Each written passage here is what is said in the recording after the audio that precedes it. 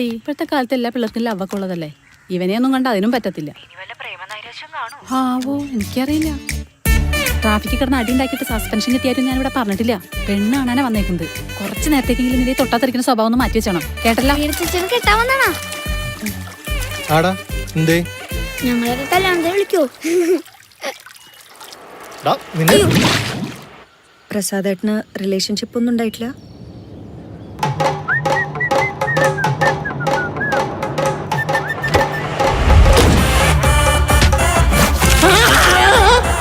പ്രസാദേട്ടാ, ഈ കല്യാണം നടന്ന ആ പെൺകൊച്ചിന്റെ അവസ്ഥ.